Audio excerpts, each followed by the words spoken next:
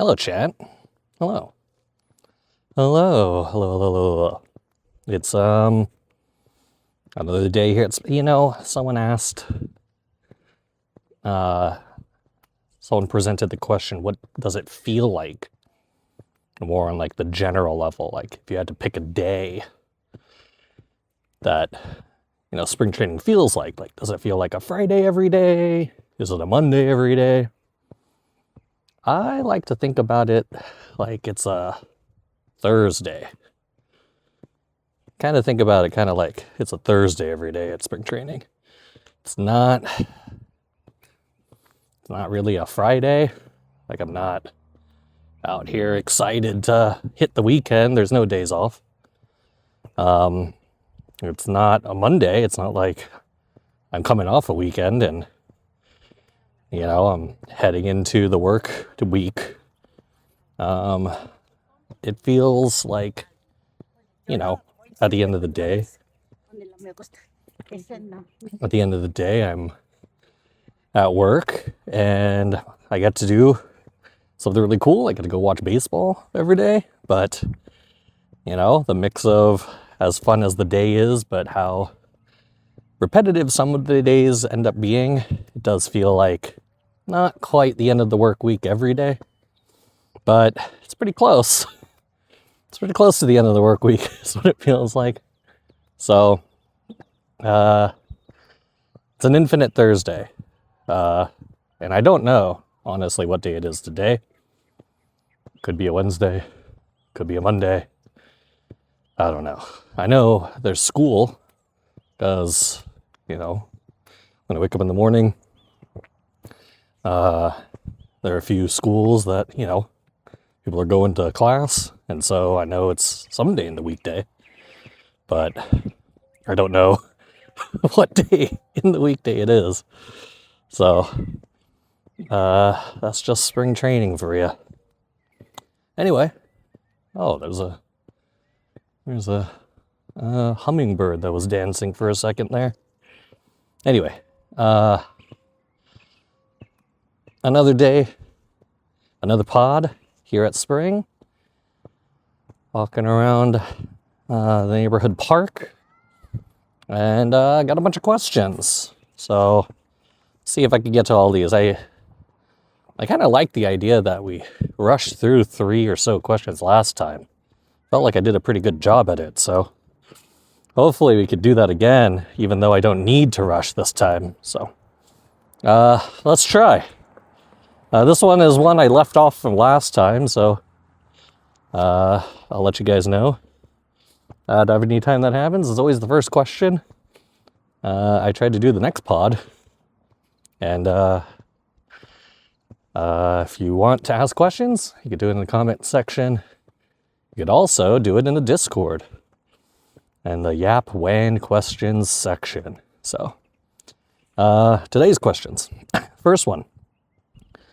Are there misconceptions? What are the biggest misconceptions in my mind? What are big misconceptions in, I don't know if it's specifically my role or my work, but it seemed to be like, what are misconceptions for people who are outside looking in and also inside kind of looking out?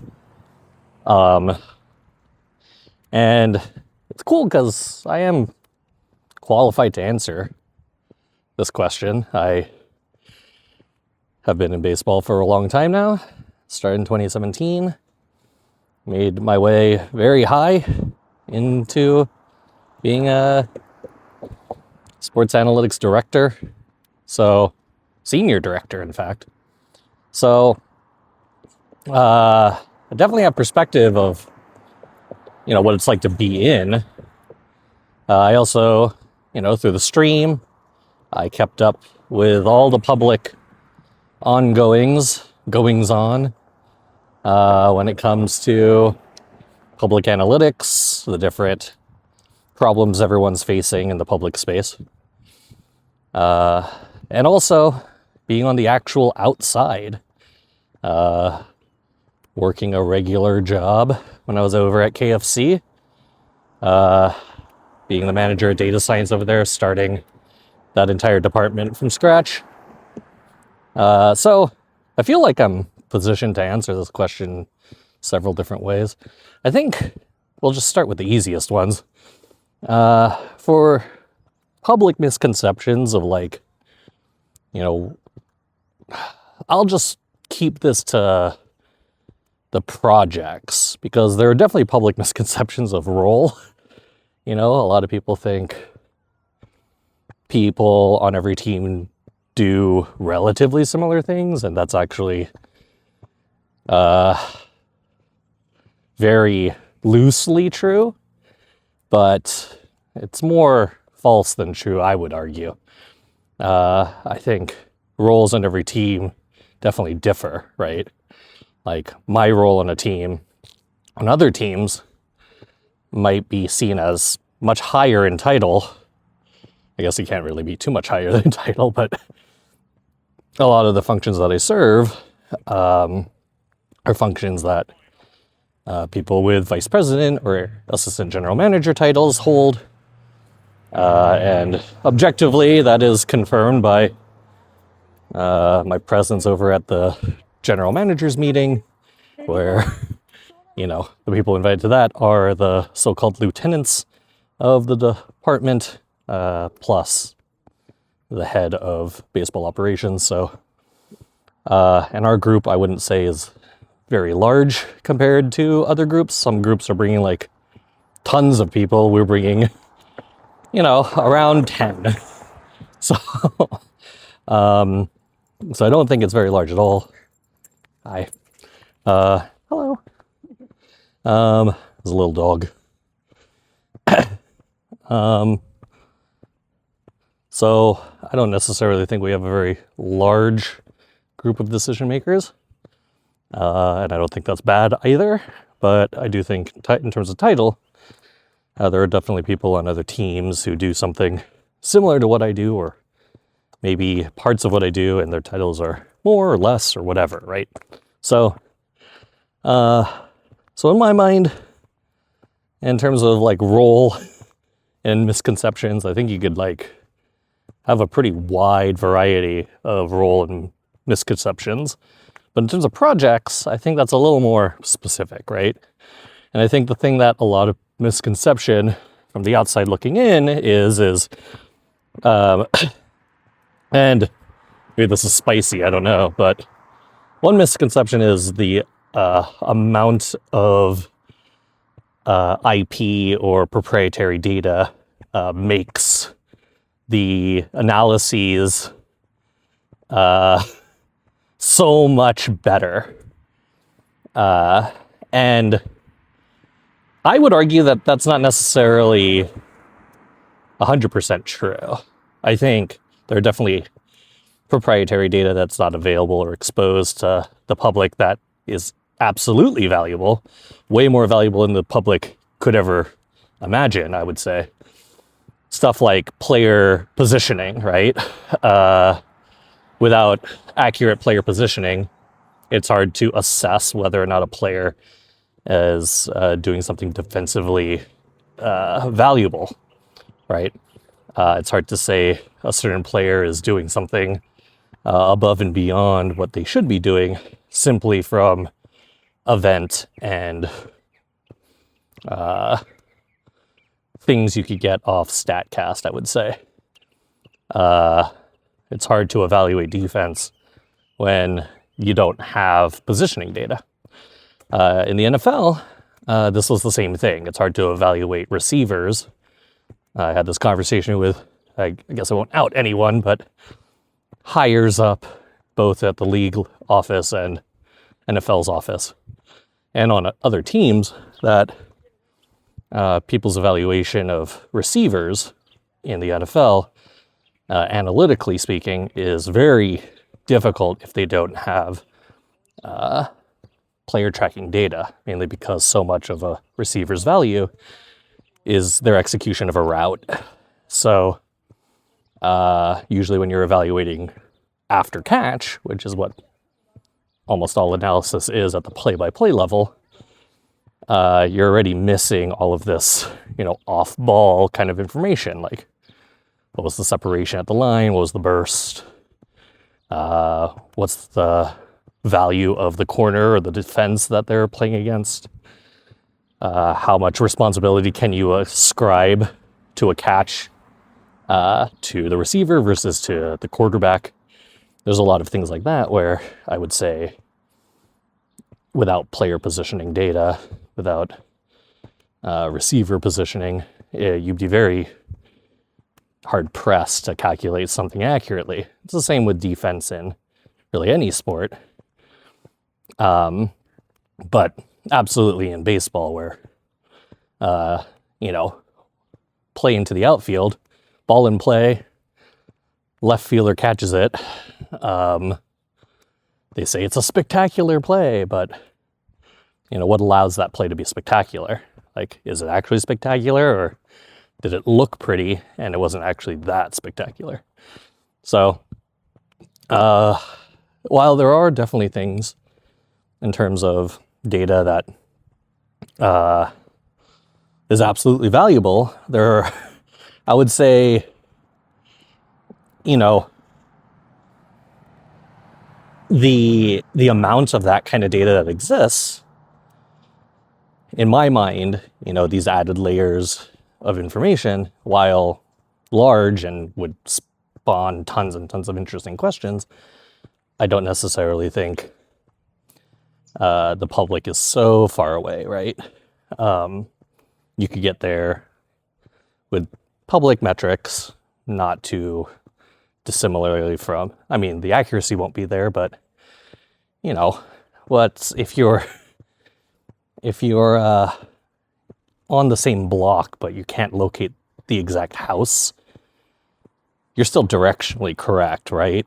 And if you're directionally correct, then the difference between first place and second place might not be, it might be more subjective in some senses than objective, but then the question is how large of discrepancy is, an internal list versus a public list. So I would say, while some data is really, vital for answering certain questions, not all of the data. The misconception is if you take all of the data available, I don't know if you would come to really different conclusions. Aaron Judge and Ohtani are still really good. Garrett Crochet and Paul Skeens are still very good. So, I don't know what other conclusions you would come to, really. I think, on the other side, another, understated thing that exists is the amount of any of the data. So MLB provides Major League data. It also provides AAA data. If you are clever enough, or if you know of the packages that allow you to access StatCast AAA data. But the fact that we have data all the way down to, several more layers, AA, high A, low A, complex league, Dominican Summer League, and then also internationally, all of the data that we end up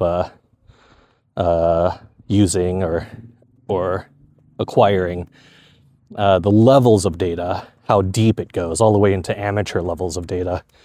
I think that's actually way more understated than the types of data that's available. The types of data, of course, is very sexy. Like, positioning data is cool, biomechanics data is cool, seam orientation data on a pitch is cool, swing data is cool. All of that's really cool. But in terms of scalability, like, being able to analyze a player who's in the middle of nowhere at a junior college and say this player is developable and it's a good target for us to scout and we have interest in acquisition. Like, that is stuff that I think is is a lot more understated, and that all uses the same models, right? Like, we're still comparing them to same models that a lot of people talk about publicly. Our data is definitely a lot, more comprehensive, and we have people who are, for a living, trying to make the best models with way more time than most people publicly have to make these kinds of models, with larger teams than most people have making these models. So in terms of, what I think is a misconception, I would say that. Now, from the inside looking out, what people in the industry might get wrong about public analysis. I think one thing, and this is probably the same answer, I think a lot of people probably assume certain models are making bad assumptions or making bigger leaps of faith because they have less data to work with. Now, while that is true, like I said, we have tons and tons of more data in any facet, right? I don't necessarily think, discounting a methodology just because it has less data is, I don't think that's a great process, right? I think one misconception from the inside looking out is, people are just, copying what the most popular blog posts are out there, and I don't really think that's the case. Like, there's a lot of really smart people out there who are doing really cool analysis that really, some accounts are big and they put out really cool things. Some accounts are really tiny and they're doing it just for the love of the game. And, every now and then someone gets viral and then an idea, catches fire.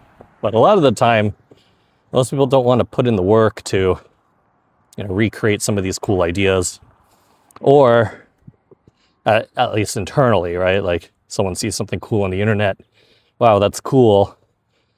But then all of these other checks of like, well, is it scalable? Is it, useful? Like, how would you implement it in either a coaching or a player development or a staff use case? What is the value of a particular new thing? I think all of these things do come up. And I think a lot of the time, the layer of like risk aversion is pretty strong. I think a lot of people would rather trust that everyone internally is doing the right thing, and not care so much about what people are doing on the internet, which I do think that there is some important takeaways there, but I don't necessarily think that's like a great approach too. Like, I'll hear of people who are like, oh, that account, like, how would you even implement that? How does that even scale? I'm like, well, think about it like not today, but like a year from now or 2 years from now or 5 years from now. Like, there are things that people are going to have to do in order to be better, right? In order to have or hold a competitive edge. So, okay. That was one question. I will answer these questions, I swear. All right, next question. This one was a pretty good one. Someone asked about pet peeves in interviews. So not exactly things that would disqualify anyone, but things where, whether it's my personal bias, right, wrong, or indifferent, would lower someone's interview score, so to say. I think there are a couple, and some of them are more basic than others. The more basic ones are like people who don't have follow-up questions. Like, when we're like, all right, do you have any questions for me? And we're like, nope. Like, okay, I know I haven't answered all the questions someone has, right? But when people have, not a lot of questions, then it's kind of done, right? Like, either I trust them that I've answered everything, or, there's some disinterest there. And so I don't know, right? It's like hard for me to gauge interest when someone seems disinterested. And it is a bias, right? Like, just because someone doesn't have questions doesn't mean they're not interested. But, when you have a brand new opportunity, there are definitely questions that someone has about the opportunity. Like, who do I work with? What's the scale of the team? What's the scale of the projects? What's the timeline of the projects? If possible, what are some of the more immediate projects someone would be working on versus not? On the timeline, like, how organized is the timeline? How sensitive is the timeline? Like, these aren't things that just come up casually from an interviewer, right? So someone who asks those kinds of questions, I always feel is, more interested. And as an interviewer tactic, you do want to leave those kinds of opportunities for people to ask questions about those kinds of things, not because you're trying to hide info, but because you're hoping that if they ask them, not only am I prepared, but it does suggest what, they're most interested in terms of what they want to do. So curiosity is really important to me. And if people have like no questions, I feel like their curiosity it's a minus, right? Well, that's one of the more basic ones. I'd say something more specific to me. I think, and I know what people are about to say. People are going to be like, well, it's just nervousness. Oh, like, you want them to do that. It's XYZ. Like, yeah, I know. But I'm also a person who got my PhD in social cognitive neuroscience. I feel like human social interaction is something I'm an expert in. So I can kind of read the room. And sometimes, in my opinion, when someone has like bad conversational feel, people who talk too long or people who don't talk enough, right?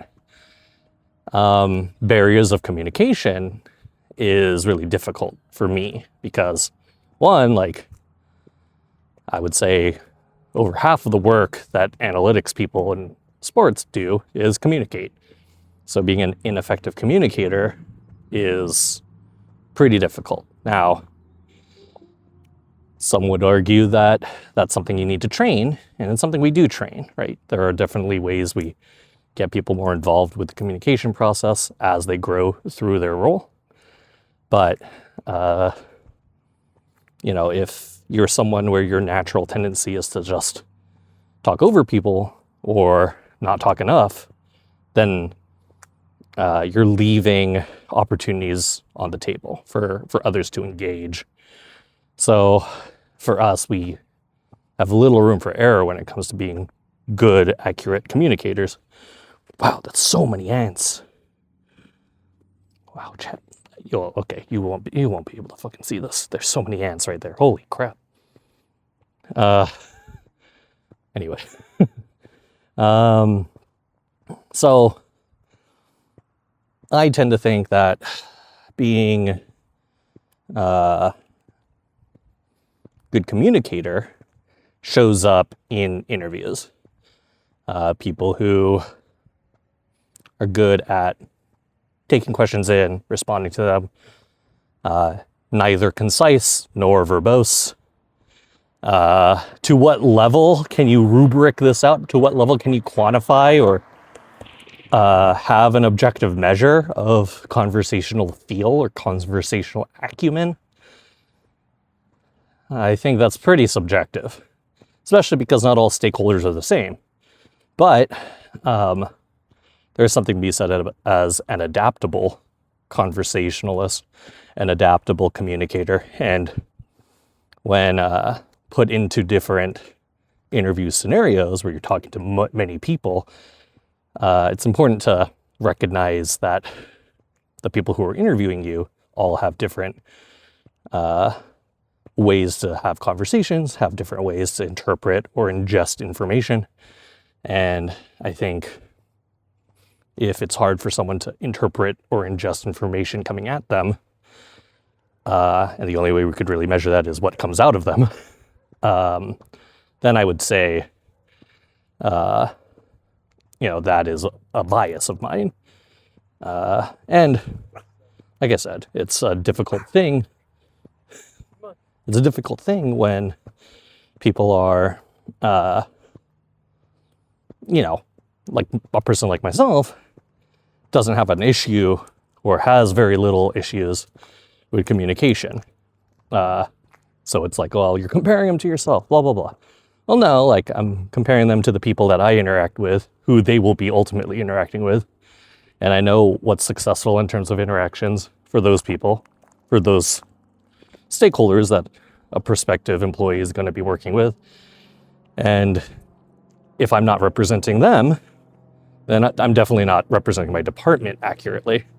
So it's important to represent the people that they're going to be working with as well as an interviewer. So, and maybe not all interviewers are as thoughtful like that, but I definitely am. So because of that, that's a personal bias.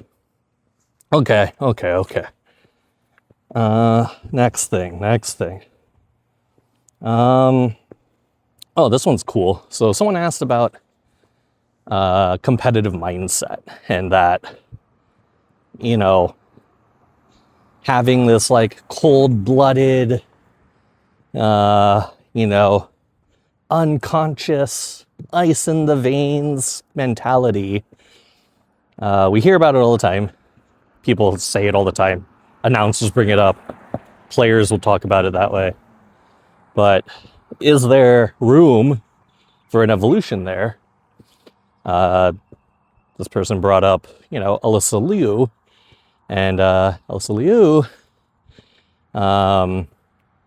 she obviously a darling of the U.S.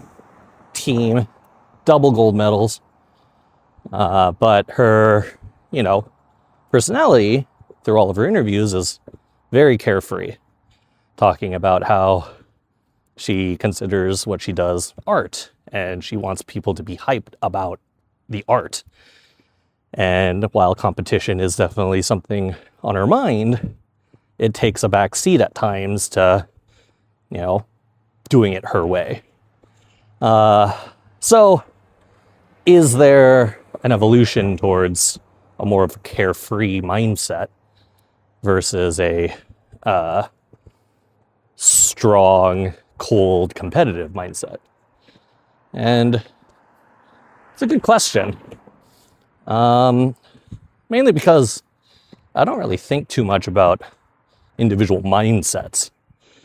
And when I read this question, I was like, there is something to be said about everyone trying to chase this championship mentality, but what is championship mentality at the end of the day? And I think my answer is like the thing that makes you feel most comfortable and allows you to execute at your most optimal is the best mentality. And while, Michael Jordan chip on the shoulder mentality is one thing, not everyone is that way, right? Same thing with Alyssa Liu, right? Like, just because she perceives herself as someone who is, doing her own thing, and the more people are engaged with, it being cool, that's more feedback than her being the winner, right? And burying the lead, both of these athletes are, the pinnacle of their sport, right? So when you talk to someone who isn't at the pinnacle of their sport, what kind of mentality do they need, right? And I would probably argue that the strongest mentality is the one that allows you to execute your best routine every day. And for some people, it is more carefree and seemingly disorganized, or, not a lot of routine, do it your way, live in the moment, etc. For some people, it's the complete opposite, and I don't think there's rhyme or reason to either. Well, sorry, I don't think there's right or wrong to either. But I do think that there is rhyme to the reason. Of course, that being whatever they're doing allows them to thrive as an athlete.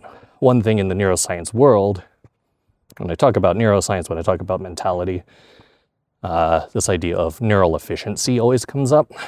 And it's the idea that when you're doing something, when you're doing a new activity, or when you're doing any activity, it's not about how hard your brain works. It's about how little your brain works.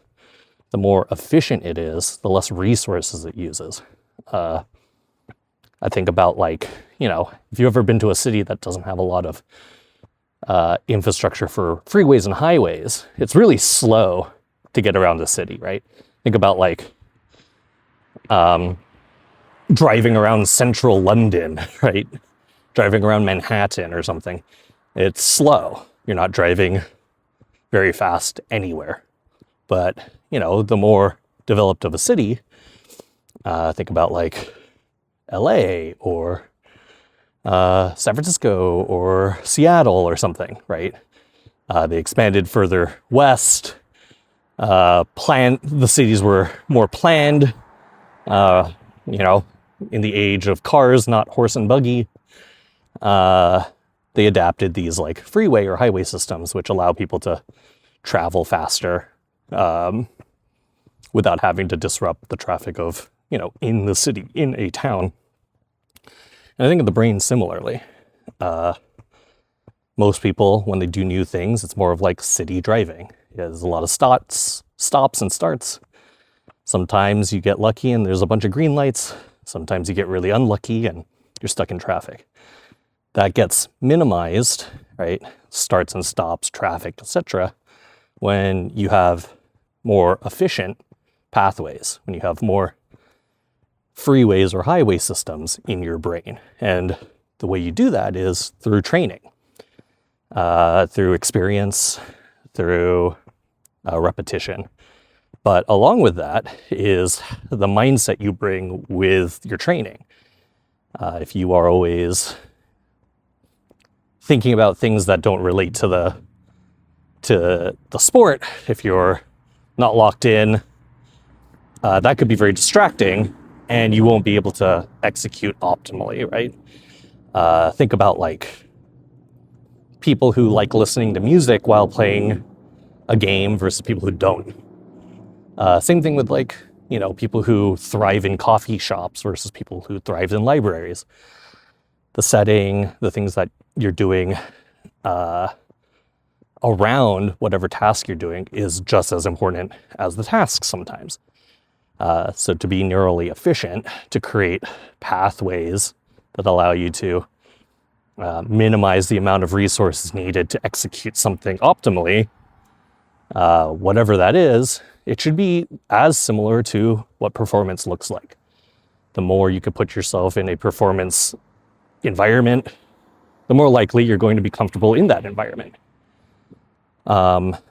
So whatever allows you to be, successful in that environment, whether it's listening to music before a game, whether it's, being cordial and chatting to all your teammates while in a game, or whether it's being a stone cold assassin during a game. I think they're all fair, but what they all should be doing is optimizing for, my opinion, neural efficiency. So yeah, that's my answer. I don't think any one type of mentality, one type of attitude does that. But they all circle around the same thing, which is whatever makes you feel good while doing the performance, whether it's pitching, ice skating, pro bull riding, playing video games, whatever that might be, whatever makes you feel good in terms of environment or space, if you're allowed to, perform with that same set of, with that same environment, then that's probably best, right? But the less you engage in performance in that way, the more different, the more variable your environments are. It's hard to recognize what is or isn't the environment you need to be in, or the mindset you need to be in order to perform optimally. Okay. That's all I got, chat. It is now sundown. And I am headed back around the block. So, that's all I got. I gotta do this. I gotta do the monthly pretty soon, but please post questions in the chat. Questions in the YouTube comments, and I will get back to y'all pretty soon. Take it easy, chat. Goodbye.